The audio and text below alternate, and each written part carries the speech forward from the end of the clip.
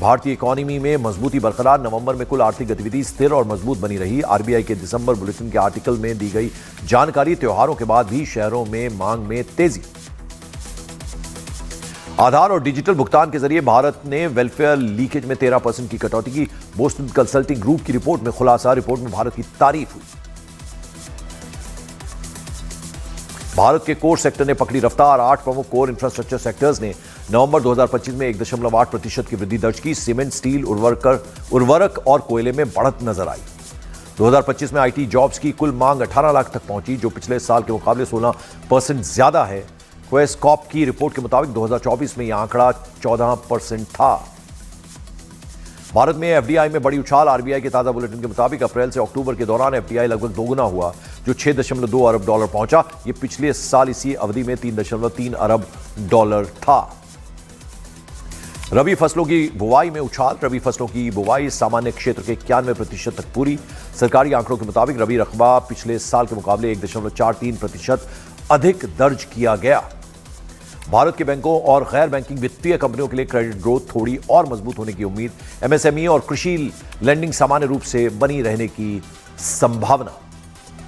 Make in India को बढ़ावा। India, Optel और फ्रांसीसी कंपनी के बीच रक्षा समझौता होने से भारत की रक्षा निर्माण इकोसिस्टम और ज्यादा मजबूत होगा। न्यूजीलैंड के प्रधानमंत्री क्रिस्टोफर लक्सन ने भारत के साथ हाल ही में हुए एफटीए की तारीफ की। बोले, इस समझौते से निर्यातकों और अर्थव्यवस्था के लिए संभावित लाभ होगा। भारत और न्यूजीलैंड के बीच हुई फ्री ट्रेड एग्रीमेंट को देश के प्रमुख उद्योग संगठन और व्यापार जगत ने सराहा। समझौते को विकसित भारत 2047 विजन के मुताबिक बताया गया। न्यूजीलैंड के साथ एफटीए से भारतीय किसानों को होगा फायदा। एफटीए में कई संवेदनशील क्षेत्रों को आयात शुल्क छूट से बाहर रखने का फैसला किया गया। एक्सक्लूजन लिस्ट से एमएसएमई और किसानों को बड़ी राहत। भारत ने न्यूजीलैंड के साथ व्यापार समझौता किया। बाजारों तक टैरिफ फ्री एक्सेस मिला। दोनों देशों के बीच आर्थिक संबंध और मजबूत होने की उम्मीद। उद्योग संगठन फिक्की की महानिदेशक ज्योति विज ने भारत ओमान के साथ समझौते की तारीफ की। उन्होंने एक आर्टिकल में लिखा कि समझौते के जरिए यह रणनीति खाड़ी क्षेत्र तक बढ़ी है, जिसे भारत वेस्ट एशिया और अफ्रीका के लिए एक रणनीतिक प्रवेश द्वार मानता है। 2026 भारत की अंतरिक्ष यात्रा में एक निर्णायक मोड़ बनने वाला है।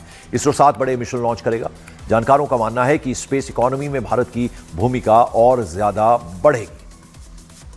पीएम मोदी ने हाल ही में एक रैली में मतुआ समुदाय का जिक्र किया। बंगाल चुनाव में मतुआ समुदाय अहम है। 2019 में सीए मतुआ समुदाय के हितों से जोड़कर पेश किया गया था। नागरिकता संशोधन कानून लाकर मतुआ समुदाय के बीच अपनी पकड़ मजबूत करने की कोशिश हुई है। पीएम मोदी की जॉर्डन, इथियोपिया और ओमान की 3 देश की यात्रा अहम रही। 3 देशों के संबंधों को समझौते से परे रणनीति, सुरक्षा और आर्थिक गहराई के साथ जोड़ा जा रहा है। विश्लेषकों के मुताबिक प्रधानमंत्री नरेंद्र मोदी का यह दौरा भारत के वैश्विक फुटप्रिंट को व्यापक रूप से और ज्यादा मजबूत कर रहा है। भारत की तरफ से फ्यूचर के लिए उठाए जा रहे बड़े कदमों की एक्सपर्ट तारीफ कर रहे हैं। जानकारों का कहना है कि भारत भविष्य निर्माण और आर्थिक मजबूती के लिए कई परिवर्तनकारी पहलुओं पर काम कर रहा है। भारत ओमान के बीच हुए समझौते की एक्सपर्ट्स कर रहे हैं तारीफ। 98% निर्यात पर टैरिफ हटने से कपड़ा, जूते, गहने, कृषि उत्पाद, इलेक्ट्रिकल और इंजीनियरिंग सामान में एमएसएमई को बहुत ज्यादा बढ़ावा मिलेगा। भारत की डिफेंस कैपिटल बन रहा है उत्तर प्रदेश। लखनऊ में ब्रह्मोस मिसाइल उत्पादन केंद्र के पास 800 मिसाइल के अंतर्राष्ट्रीय ऑर्डर हैं।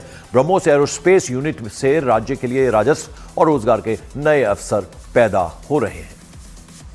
भारत के रियल एस्टेट सेक्टर में बूम। 2025 में 77 डील्स में से अब तक का सबसे ज्यादा रियल एस्टेट निवेश $10 अरब हुआ। कंसल्टिंग फर्म जेएलएल के डेटा के मुताबिक रियल एस्टेट सेक्टर दूसरे साल लगातार रिकॉर्ड तोड़ रहा है। भारत में परमाणु ऊर्जा से जुड़े प्रस्तावित कानून शांति बिल की अमेरिका ने तारीफ की। बिल का अमेरिका ने स्वागत किया। इसे एक मजबूत ऊर्जा सुरक्षा, साझेदारी और शांतिपूर्ण नागरिक परमाणु सहयोग की दिशा में एक अहम कदम बताया गया। अमेरिकी nuclear technology company Holtec international के चेयरमैन क्रिस सिंह ने शांति बिल की तारीफ की।